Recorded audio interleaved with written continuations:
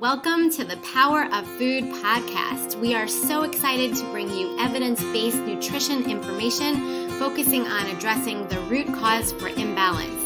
Food has the power to help you achieve lifelong optimal health without the side effects of prescription medication. Subscribe on Apple Podcasts, Spotify, or any other podcast platform. I am Stacy Seslowski, functional nutrition registered dietitian. And I am Leah Grace Barrick, functional nutritionist. Hey everyone, welcome to the Power of Food podcast. I have a very special guest, mushroom biologist Jeff Chilton, here with Stacy and I today. Jeff studied ethnomycology at the University of Washington in the late 60s, and in 1973 began a 10-year career as a large-scale commercial mushroom grower.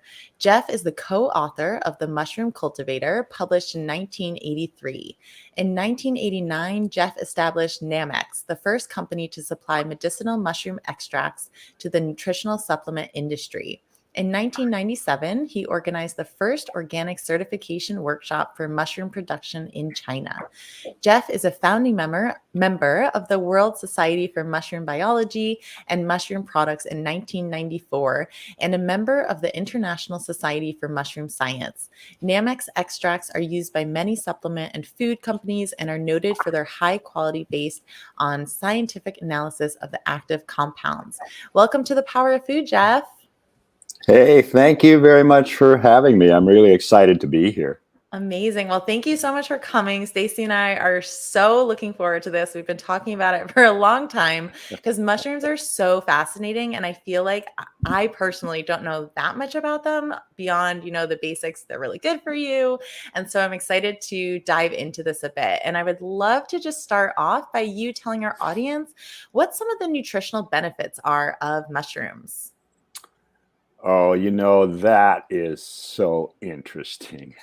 When I went to work on the mushroom farm back in 1973, classical nutritionists said mushrooms had no food value. Can you imagine? I mean, wow. And they said, "Oh, it's a great food. It tastes good and all, but no nutritional value." The reason they said that was because mushrooms are low in calories. Can you imagine? So, but the fact of the matter is that mushrooms have a good amount of high quality protein, 20 to 40% protein.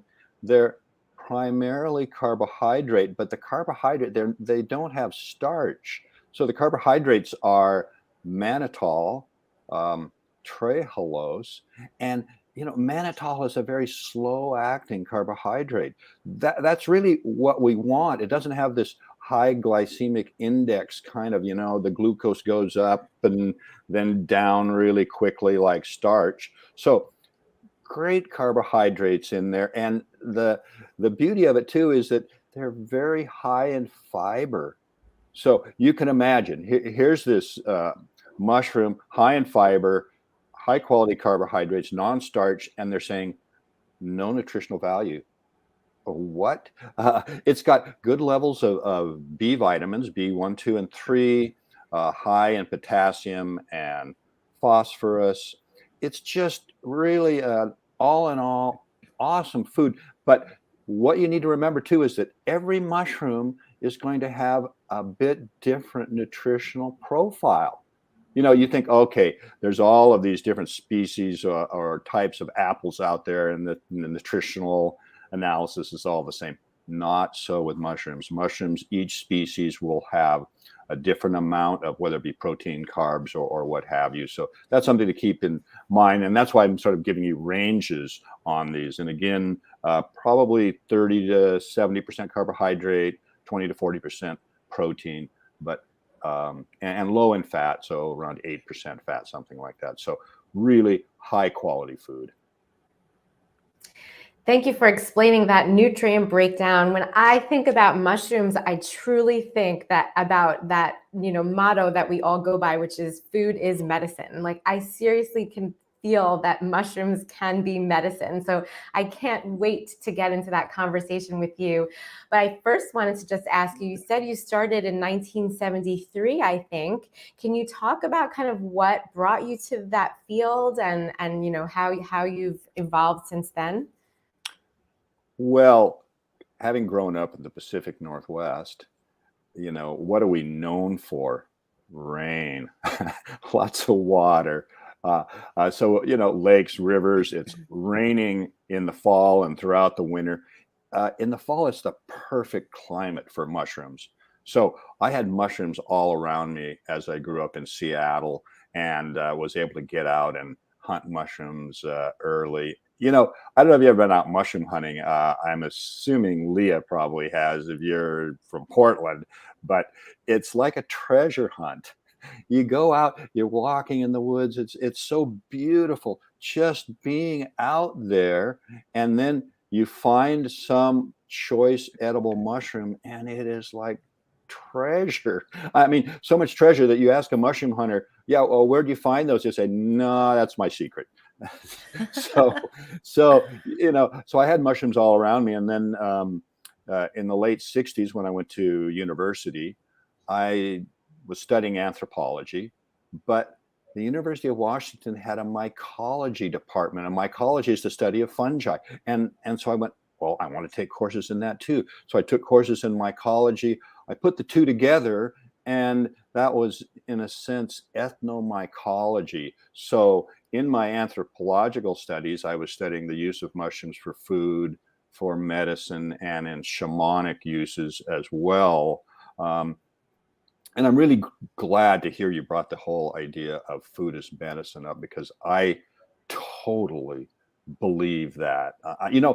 The foundation of our health is the diet and what we're eating. I mean, that is so important. And I totally believe that people should be putting mushrooms into their diet. I call mushrooms the forgotten food and the missing dietary link. And all the studies from Asia that they've done on large populations with a lot of people have demonstrated that people who eat mushrooms live longer. And I totally believe that. I really am always telling people, put mushrooms into your diet. It's just a wonderful, wonderful food. So that's how I got my start. And then, in 1973, what do you do with a degree in anthropology? So I thought I'd love to learn how to grow mushrooms. Only one mushroom farm in Washington State at the time. It was down in Olympia, Washington. I went down, I got a job. I was there for the next 10 years, literally living with mushrooms. A huge farm, 2 million pounds a year, but I loved it. It was just fantastic. That's amazing. I'm sure you learned so much over those 10 years about mushrooms too. And I haven't been mushroom foraging yet, but it's been on my list. And I wish you were still in the Pacific Northwest so I could go with you, because I've just heard amazing things and I have friends who have gone as well. But yeah, I feel like mushrooms are kind of the forgotten food also. They're so nutrient dense. And I know like a lot of my clients in nutritional practice, like people just don't really think about them that much. Maybe if you're out, you get like a mushroom risotto or something as kind of an afterthought.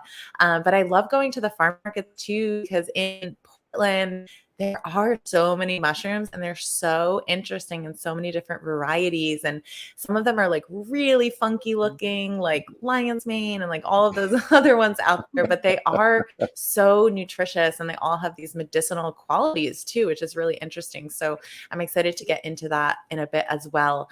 Can you tell us, this might be a simple question, but like what a mushroom actually is? Well, that's such an interesting question because, okay, mushroom is what we call a mushroom. It's a fungal organism. And the interesting thing, how do you grow mushrooms? They don't have any seeds.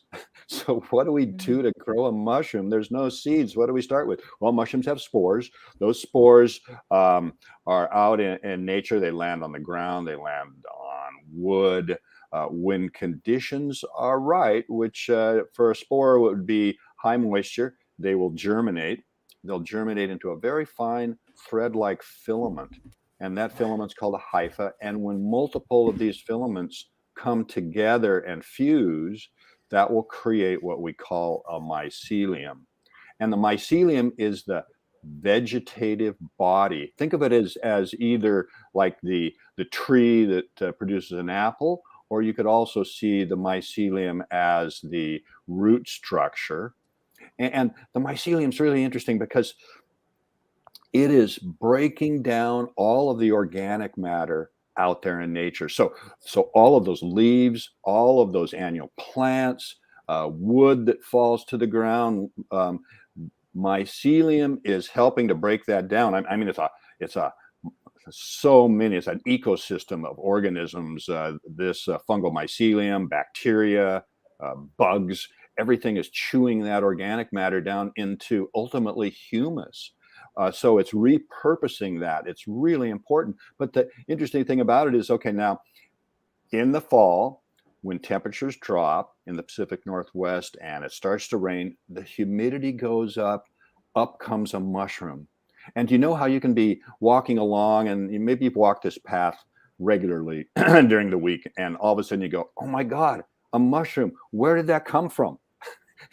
Well, chances are it's been there the whole time, but it finally got to a size where you noticed it.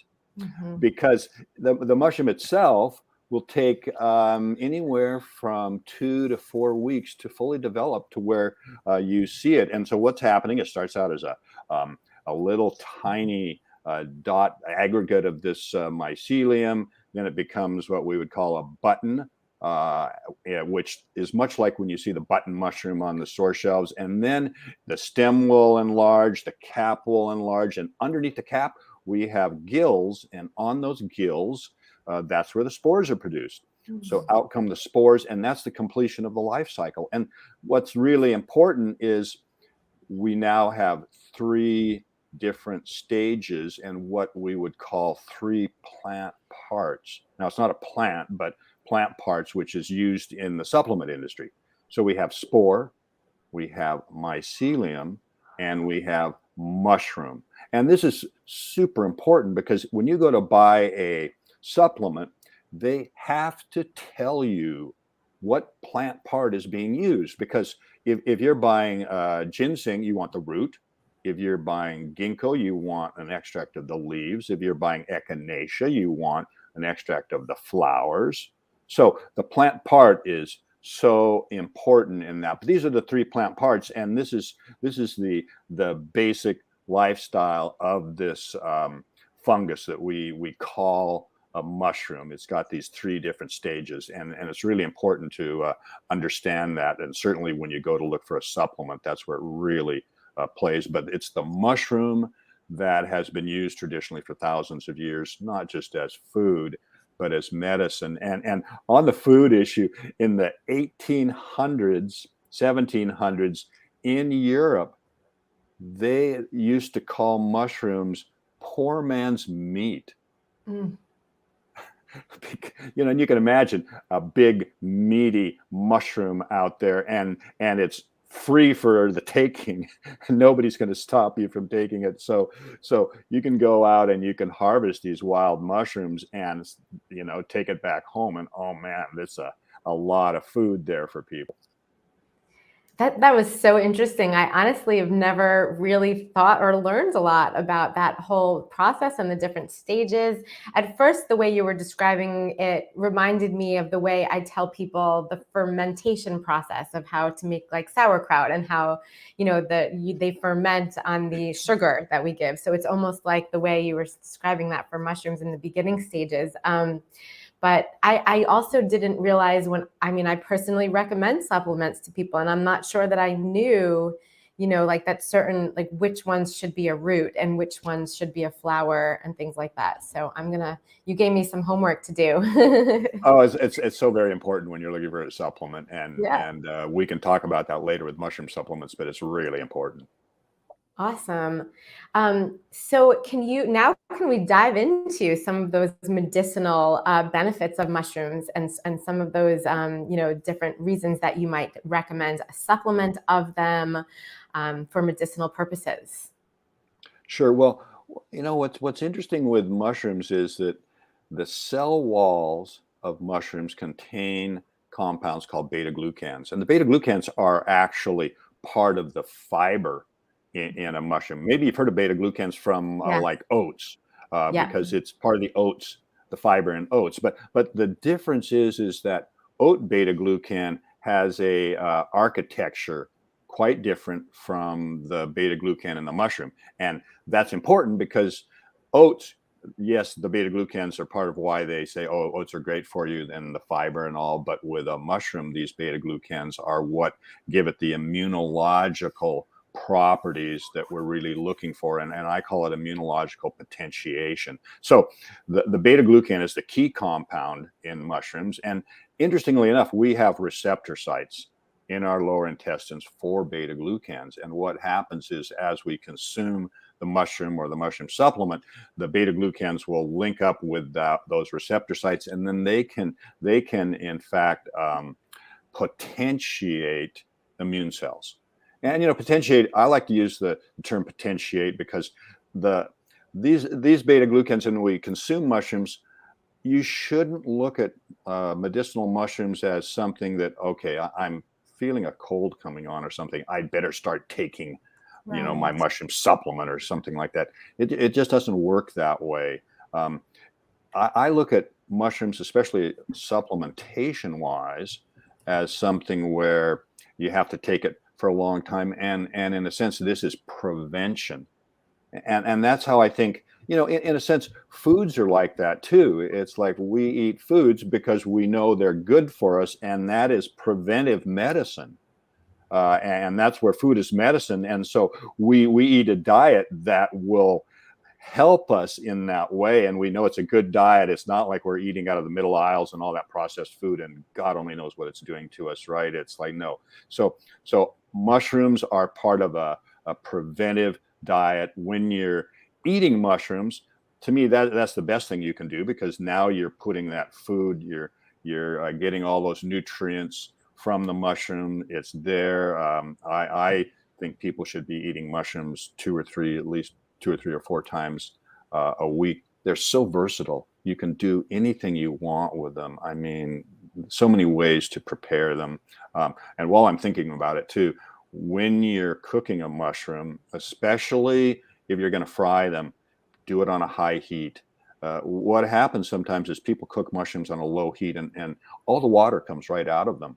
And now the mushrooms are sitting in a pool of water, and they're not, it's like, if you ever talk to a 6-year-old about mushrooms, they'll say, oh God, they're so slimy. I hate mushrooms. You know what I mean? It's like, I've never talked to a child that hasn't said that. It's like, none of them like mushrooms. So high heat keeps the moisture inside the mushroom. They're going to shrink. That's what happens. They will shrink. I like to brown them on either side. And cook them longer than most. I mean, look, if you cook them on a low heat and you get the water come out, you're making a gravy, fine. But otherwise, you want to cook them to where they're actually, the moisture stays in. Again, I like to brown them on either side. So cook them properly. But I mean, versatility, it's like, put them in soups, put them in stir fries, put them in, with your omelet. There's just so many ways to use them. And today we have so many more mushrooms in the market than, when I started growing mushrooms in 73, we had one mushroom there, and that's the button mushroom, the agaricus mushroom. That was it. I was fortunate, while I was at the mushroom farm there, we had a Japanese scientist who was in charge of our research and development. He was growing shiitake mushrooms, oyster mushrooms, enoki mushrooms. This was in the mid 70s. I was eating fresh shiitake mushrooms in the mid 70s. Probably no one else in the United States had access to fresh shiitake. And I mean it. It was like, seriously, we were the first company that actually put shiitake into the fresh market in the Pacific Northwest. Again, it was a very big company that I was working for, but medicinally, we're really talking about these beta glucans, and that's what is giving us the immunological potentiation. And that, again, is the key benefit from mushrooms. And it's not just a matter of like, oh, there's a small amount of research. There are thousands of papers that have been done on beta glucans and their ability to potentiate our immunity. And, think about it in today's world and how all of a sudden the immune system has become so important for us when all of a sudden we're challenged in a way by viruses or what have you. And, my view on health and sickness is that these are challenges. I don't like the a lot of times people will say, oh, I've got to fight off this or fight off that, and I'm just like, why does it always come down to a fight? We've got a challenge, we want to meet that challenge in some way, and I just think that's a much better metaphor for something that we are consuming and is going to benefit our health. So number one, beta glucans, and all of these mushrooms will contain beta glucans, but some mushrooms are more potent than others in that way. And that's where we can get into specific mushrooms and their benefits. But that is the primary benefit. Each one of these medicinal mushrooms will provide those benefits, some more than others, but that's the sort of like the primary benefit of medicinal mushrooms. Or today, really what we do is we call them functional mushrooms. It's kind of like, okay, they're medicinal mushrooms, but medicine, FDA, yeah, well, let's just call them functional mushrooms. Right. Totally. Wow. I am learning so much. Thank you so much for sharing all that. I didn't know the difference between the beta glucans in oats and then in mushrooms. So that's really interesting to hear, but it's really amazing the impact that they have on our immune system. And like you said, using it as prevention, right? We should always be trying to bolster our immune system so that we're ready for these challenges, which I love that, the challenges versus fight, because it's inevitable that we're going to come across things in our environment, viruses, bacteria. So the stronger that we can make our immune system and our bodies so that we are able to, persist through that and stay healthy, the better. So super, super interesting. And I'm so appreciative that you guys brought shiitakes to the US because they're a personal favorite of mine. Yes. And I just love the taste of them. Oh, I'm so glad to hear that, because my favorite edible mushroom is shiitake. Yeah. It is I was going to ask you. Oh, it is so flavorful, and it has a wonderful aftertaste. It's just a great mushroom, and that's one of the first of what I would call the specialty mushrooms that have entered the market. But Oregon grows lots of shiitake. They are one of the first states to really get on board because they had a lot of oak trees in southern Oregon, and shiitake traditionally is grown on oak logs. So that was really, and that's what we were growing them on up in Olympia. We were growing them on oak logs, and we had some great yields of them. But here's the funny thing. It was a big marketing campaign by the company I worked for there, and they introduced them into the market. And after about 2 or 3 months, the feedback came back, oh, people really don't like these. They're too strong. So the whole thing was a flop. Oh, Wow. It was a flop. And so it really took, 10 years later, a lot of smaller companies to get into it and slowly start to put them out. But the company I worked for, they dropped the whole thing and just expanded their agaricus production. It was really unfortunate. well, Wow. Yeah, Too that's strong. crazy. I was just like, what? I Yeah. love these things. The And now flavor is just amazing. yeah. They're also Yeah, they're like a texture. delicacy. Their texture is a little different too. They're like a little like more, I don't know, chewier. Is that it? Chewy? Like they're chewy. Well, yes. And one of the things about shiitake too is be sure to clip the stem off, because the stem is like really chewy and way too, fibrous. So normally the stem can come off and you can throw it into a soup or something. And but otherwise, yeah, it's a delicious mushroom. Yeah. Yeah. So good. So you mentioned some mushrooms have more beta glucans than others. Can you share which have the most, or which are your favorite in terms of, their medicinal benefits? Well, it's interesting because there's a mushroom called reishi, the reishi mushroom, and I don't know if you're familiar with the reishi Yeah. mushroom, but it's a beautiful mushroom. It's got a ram's horn cap, and it's red, and you can polish it up, and it's shining. It's just beautiful, and it's in a lot of Chinese. So you see it in their architecture, you see it in their art. They considered it the mushroom of immortality. They really highly revered this mushroom, and interestingly enough, is that we test all of our mushroom products for beta glucans. And interestingly enough, reishi ended up being the highest in Mm. beta glucans. And I thought, wow, that is really interesting. Reishi and another mushroom called turkey tail, the highest in the beta glucans. I thought, well, God, and the reishi mushroom also has what are called triterpenoids. And Mhm. triterpenoids are bitter compounds that are help with the liver.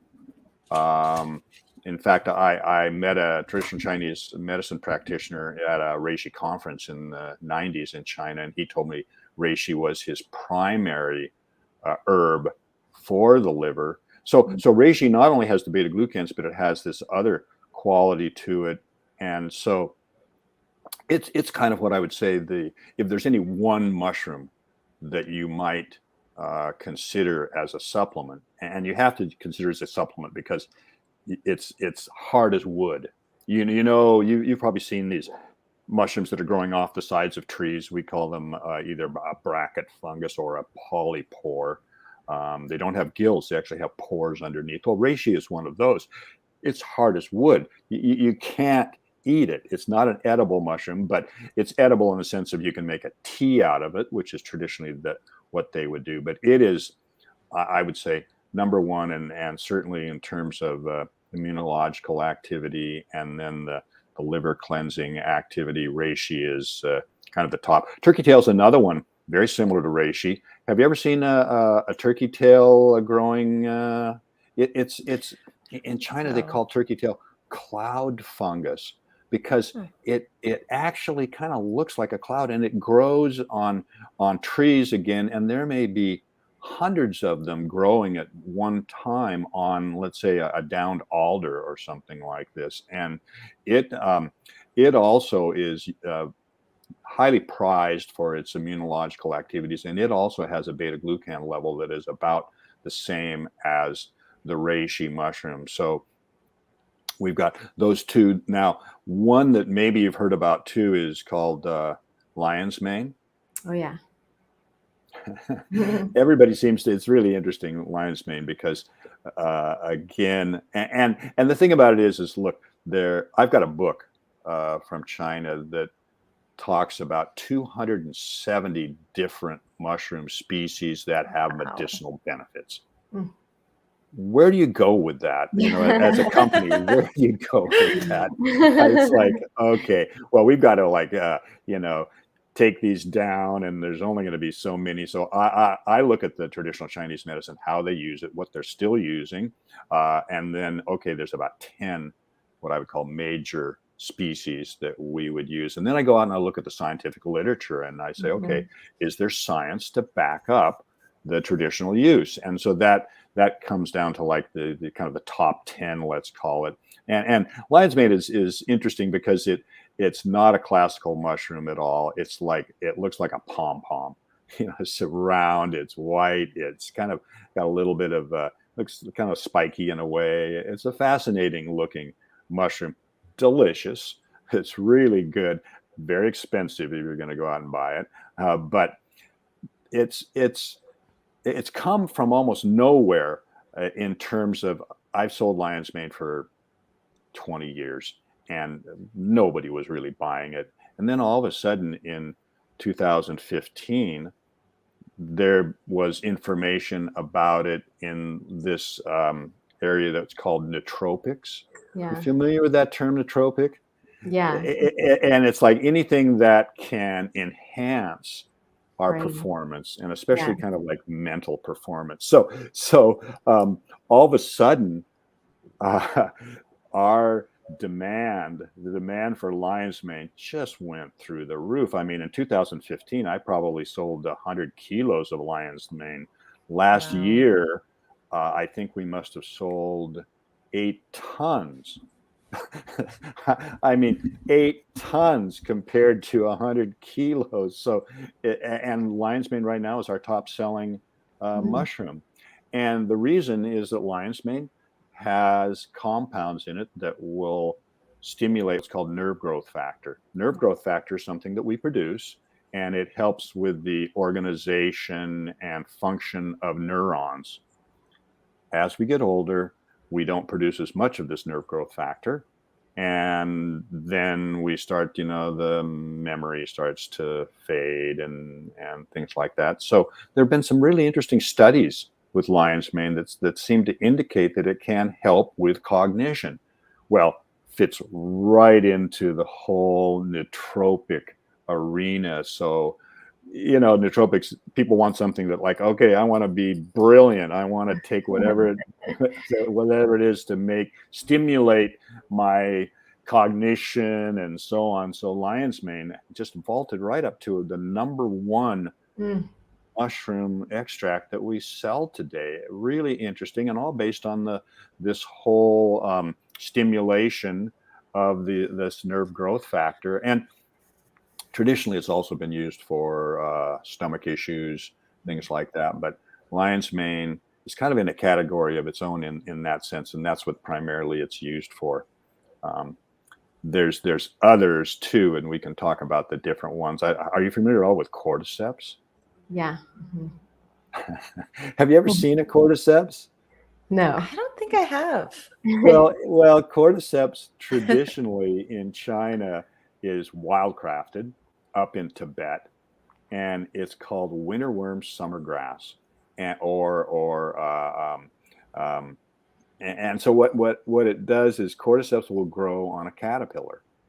Oh, wow. And what happens is the caterpillar in the fall, it will hibernate, but it hibernates down in the pasture or something, and spores of cordyceps will be there, and they will start to grow, and they will consume this caterpillar while it's sleeping.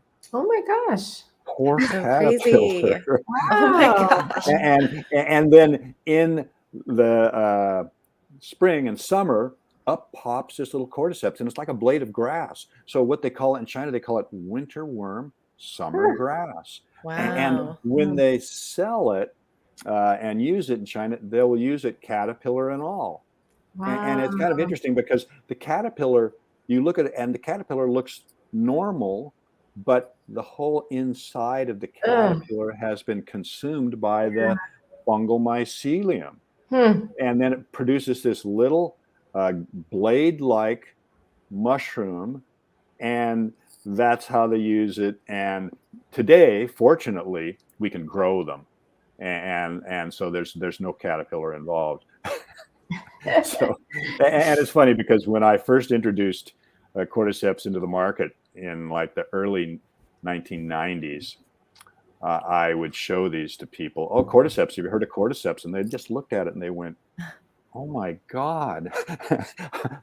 People who I'm selling, they're not going to eat a caterpillar.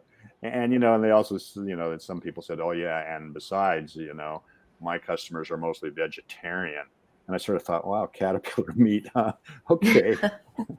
But anyway, nobody wanted to buy it. So it kind of languished for quite a while until we learned how to cultivate it. And now cordyceps is a really big item in the market. And cordyceps traditionally was used for people who had an illness they couldn't quite get over and climb out of this illness. So they gave them cordyceps, and it was used kind of for lack of energy and fatigue. So today, where do they use cordyceps in the supplement market? Well, kind of Coffee. athletic products, things like that, right? And it's interesting. Did you say coffee? Yeah. I think every one of our mushroom extracts have been used in coffee of some sort. But it is interesting because we have a lot of customers that sell coffee, and they will either add the different extracts to their coffee, or some people just put out a blend that is kind of a coffee substitute as well. It's kind of interesting. You think mushroom coffee, God, that sounds a little bit weird, right? But still, you think of even a mushroom tea, and you go, mushroom tea, huh? Well, that's Yeah. interesting too. And you know, our customers use our products in so many different ways. It's so interesting. Food products now, I mean, so many different food products. I mean, how about mushroom chocolate? Oh, I Now, haven't seen that one. yeah, and listen, you're not going to really taste the mushrooms in the Right. chocolate, but Yeah. they're there, and it's the same with a lot of other. I mean, there's a lot of drink companies that use our products in their functional drinks. I love that because the drink market, the beverage market, has become so innovative these days, and they're slowly pushing these sweet drinks out of the way and coming in with, whether it be vegetable or fruit or now mushroom. There's just a lot of really cool beverages that in a sense are functional beverages, and you're getting more than just the carbonated soda or something like this. And it's interesting, we do sell to a couple of companies that make carbonated sodas, and that's, to me, it's like, that's fantastic. You are actually expanding out into areas that are not sugar laden. Mm-hmm. Yeah, we're coming a far way from just Coke and Pepsi. Oh man, are we ever? Yeah, indeed.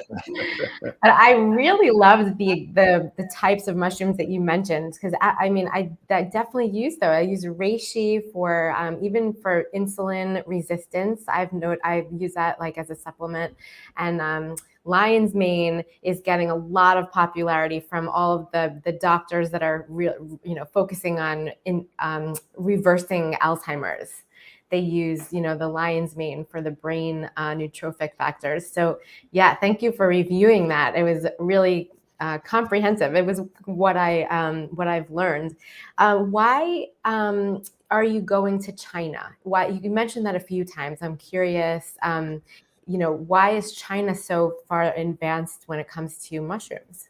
Well, it's really interesting. I mean, the first time I went there was in 1989. And of course, I'd worked with a Japanese scientist at the mushroom farm, and Japan was where shiitake production ruled Japan. And here I am working with a Japanese scientist, and I'm also reading a lot of information the whole time that I was either at university or working at the mushroom farm. I'm reading everything I can get my hands on. And that's where I read about and learned about during that whole period about medicinal mushrooms and their use that way. Well, that's where it's all happening, is in Asia.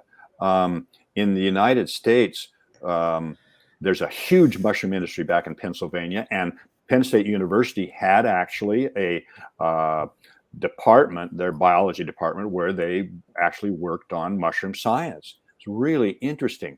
The only place in the United States that had that. China has, I learned because I traveled there all through the 90s, I learned they had maybe 10 or 12 different research institutes, tens of thousands of small growers of mushrooms,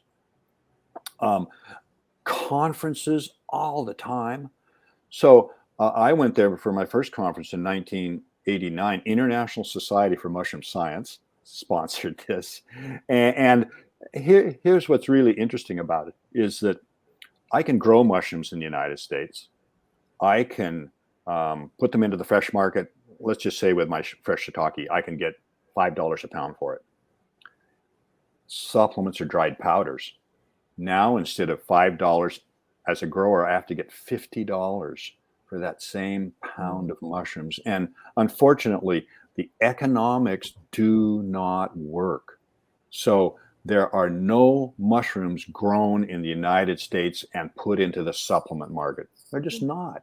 The only mushrooms that there are small, there's herbalists out there that make their own tinctures. They might have a mushroom grower locally. They would source mushrooms from that mushroom grower, work out some kind of deal. They're putting out their own like liquid tinctures or something like that. That would be really the only time where mushrooms grown in the US, and that's just like a tiny part of the market. I mean, not even 1%.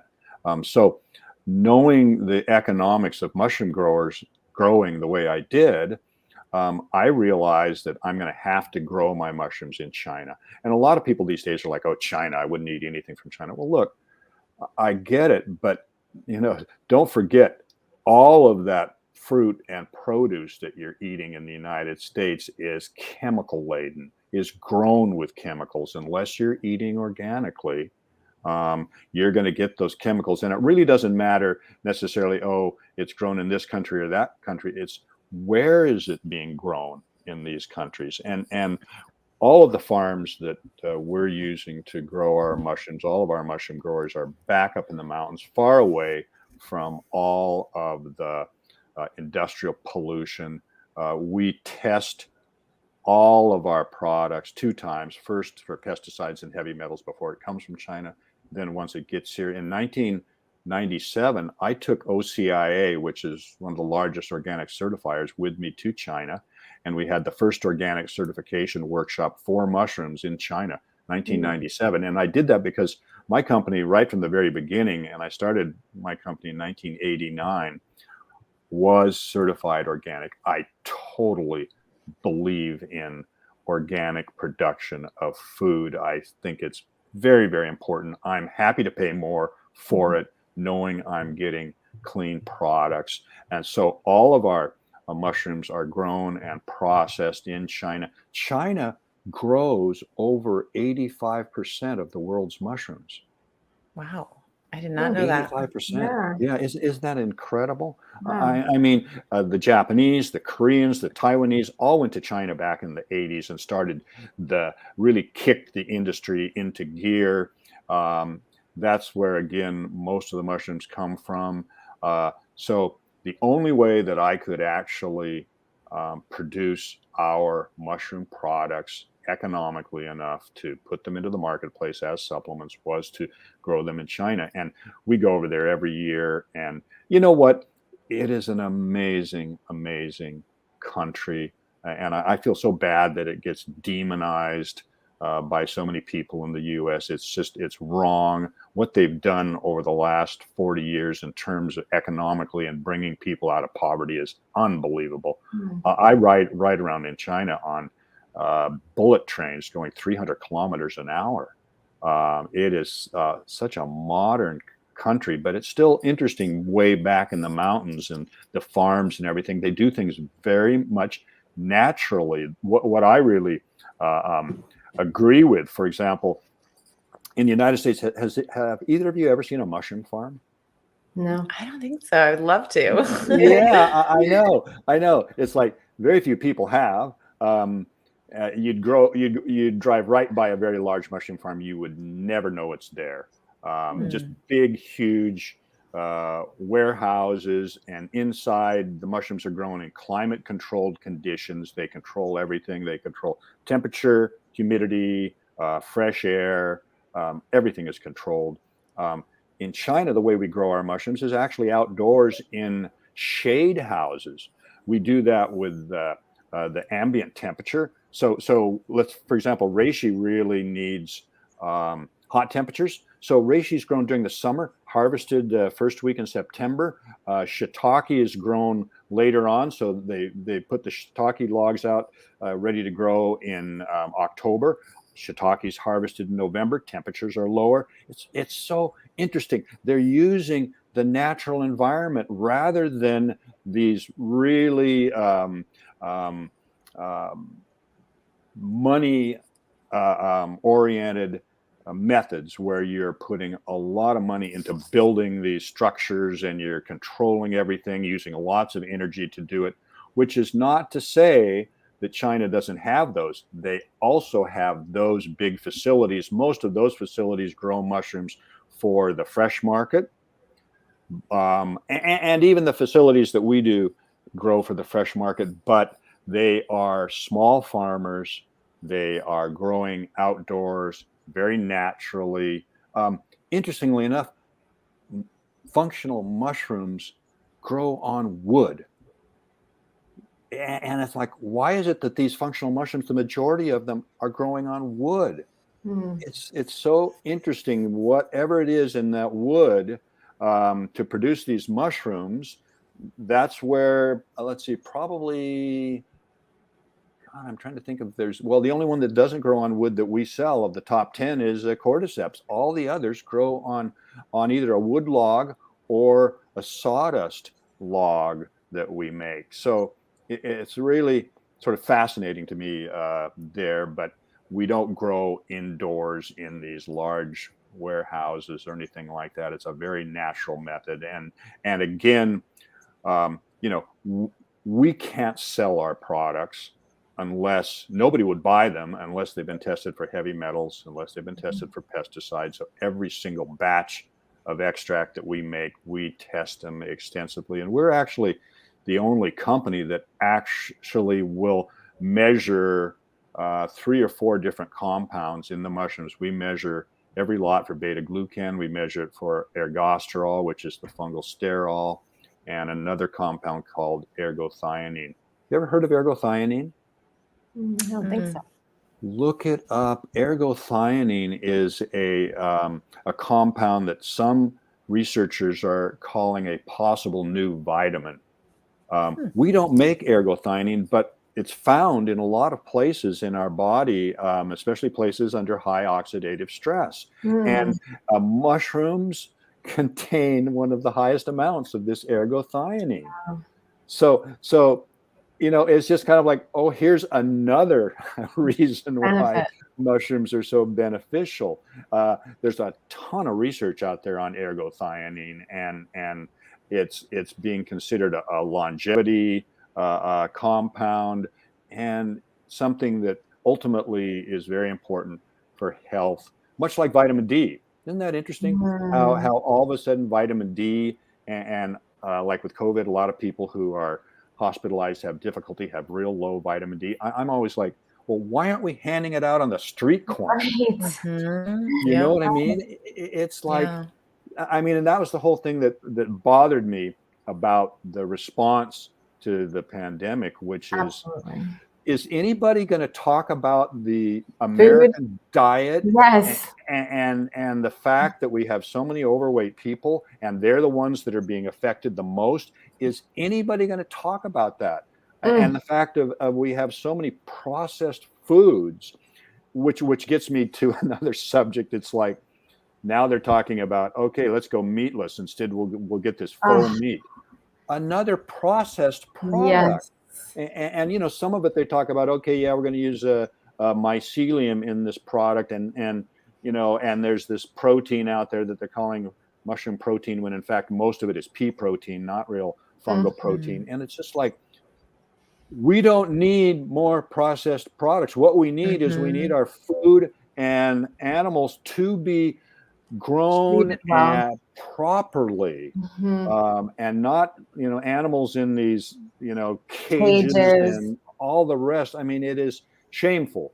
And the same with our food supply, which is full of starting off with artificial fertilizers and now chemicals. And it's just like, and that's not stopping. That's continuing. It's growing, putting family farmers out of work. It is the worst thing possible, and it shows up in the response that they had to COVID and the number of people that got sick, and very good reason for it, but the government and those people in charge did not want to address the underlying cause of that, besides the fact of the American healthcare system being broken.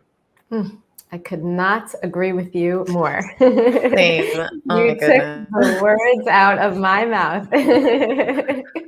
So much information, Jeff. I'm learning so much. This is fascinating. I had no idea how many mushrooms came out of China, but that's amazing that you guys have so much testing that you do too. It was making me think about like matcha too, which similarly has blown up, and a lot of times it's from Japan and China. And the testing, it really needs to be done because it really makes a big difference. So that's great that you guys are so transparent with that, and then also that people are actually knowing like the amount of beta glucans in there, because if that's why you want the mushroom or the supplement, it's important to know how much you're getting, because I'm sure some there isn't a lot, and other high quality ones there is a lot, and the consumer just doesn't know. So that's really awesome that you Yeah, guys test that and much. let me speak to that for a minute, because this is something very important for your listeners. Is when if you want to get a mushroom supplement, and again, I say eat mushrooms first. If you want to do more, get a supplement. There are a lot of supplements on the market these days that are made from the mycelium. But what they do is they grow the mycelium on sterilized grain. It might be rice, it might be oats. They do it all in a laboratory. They at the end of the grow out period of the mycelium, which grows all over these grains, at the end of that, they will dry it, grind it to a powder, grain and all. And Hmm. what you end up as the final product is you end up with a product that is very low in fungal matter and mostly starch from all Mm, the grains. You're probably familiar with tempeh. Hmm. yeah. Do you know how tempeh is made? No, I just know it's fermented soy, but now I'm Well, scared. good. Yeah, yeah. Okay, we're starting here. Yeah. So what happens is they cook soybeans and then they ferment it with fungal mycelium. Oh, Oh, So when you're eating tempeh, you're eating mycelium. ah. interesting. Well, so what companies are doing in North America, because of what I was telling you earlier, how it's too expensive to grow mushrooms and put them in the supplement market, they grow fungal tempeh, but they dry it, grind it to a powder, and sell it, and they call it mushroom.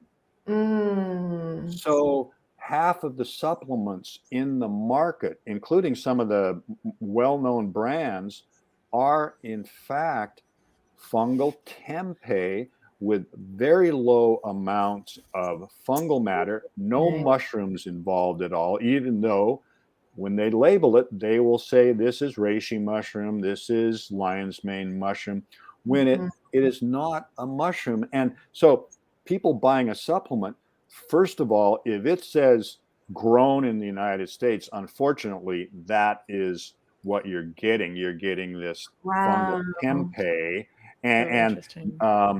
also you can, some of the companies are honest enough that when you turn it over into supplement facts, it'll say mycelium. Mhm. And then if you look down in the fine print, it will say myceliated rice or myceliated oats. Mhm. Stay away. It's mostly Wow. starch. And that is what is so unfortunate. And this is something that in doing our beta glucan testing, which we started with 6 years ago, I did a study where I tested 40 of these products, and these products had approximately 5% beta glucan, where a true mushroom product has 25 to 60% beta glucan. They Mm. had a mushroom does not have starch. It has glycogen like we do, but it's down around 1% or so. This test also measured the what are called alpha glucans, which are the starches, and these products had 30 to 60% starch. Mm. So that's what is being sold out there in a major way and called a mushroom supplement. You can like empty out the capsule and taste it, and it'll be a reishi product. It will not have any bitterness to it. All the Mm. other ones, you'll taste it. It tastes very bland, like flour. So you really have to be very aware of this when you're going to purchase a mushroom supplement, because chances are it will be this other product. And again, they may say in all their advertising, oh, the beta glucans and all of this, but they will not tell you how much is in there. And we and most of our customers will actually list the amount of beta glucans that is in that particular mushroom product that they're selling. And that's very important to look for. If it says anything about polysaccharides, beta-glucan is a polysaccharide. If they talk polysaccharides, just remember starches are polysaccharides. Right. So could you help tell our audience kind of where they would find your products and where they can find more information from you and your extracts and all of that? Sure. Our website is nammex.com, Nammex.com. We actually have a menu there for educational materials. And so I've got slideshows that show how we grow our mushrooms, how we process them, a lot of information there. And Nammex supplies other businesses. So we're business to business, but we have a retail division called realmushrooms.com. So you can go to Real Mushrooms. Real Mushrooms also has a lot Yes, I've heard of that. educational material. And so go there and get it. And look, I'm not here to sell you anything, but we have a lot of great information there. And I really encourage people to come to the websites. You can learn a lot and check out the slideshows. They're really interesting we take you right back up into the mountains of China, show you how the mushrooms are being grown. So you can see it, show you the farmers. It's really fun. I am definitely going to check that out. Me too. I can't wait. I'm so intrigued. So cool. Well, thank you so Amazing. much for coming. I think you shared such important and valuable information and information I don't think that many people know about. So, and I see the mushroom industry becoming just bigger and bigger because those health benefits that you mentioned are just so important. And I think that people are starting to get the hint that we need to start paying more attention to our food. And unfortunately, the government is not the ones telling us, but I think people are getting the point on their own. So thank you so much. So you mentioned your company's name, that website. Do you want to tell people how to find you individually, your email address, anything like that? Well, look, if you go to the Nammex site and there's a address there, info@nammex.com. If any of your listeners want to ask me any questions or something about that, they can send an email to that address, and it will ultimately get to me. And it's interesting because when I started Nammex back in 1989, there were no mushroom supplements at all, none. And all of a sudden, almost like that mushroom that we all of a sudden go, oh, wow, where did that come from? Well, it's been there for the last 40 years. So, and I'm really happy to see mushrooms kind of getting what I call escape velocity. Now you see articles written all the time and people are becoming more aware of it. And we have 6 or 8 different species in the marketplace if you're in the right area, like Portland. It's very encouraging, and I'm just happy that people and in the West we've kind of discovered mushrooms finally after all this time. Well, thank you for your hard work on that. So just as a reminder to everyone, my name is Stacy Seslowski. I work with healfromfood.com. My email address is stacy@healfromfood. And I'm Leah. Yeah, I'm Leah Barrick. Grace Functional Nutrition is my business, and you can email me at leah@gracefunctionalnutrition.com. Thank you so much again, Jeff. This was such a pleasure, so valuable. I know I learned so much. I can't wait to listen to this episode again, and I'm sure our listeners learned a lot as well. Well, Stacy, Leah, thank you so much for having me. It's been a pleasure to be here with you. Bye, everyone.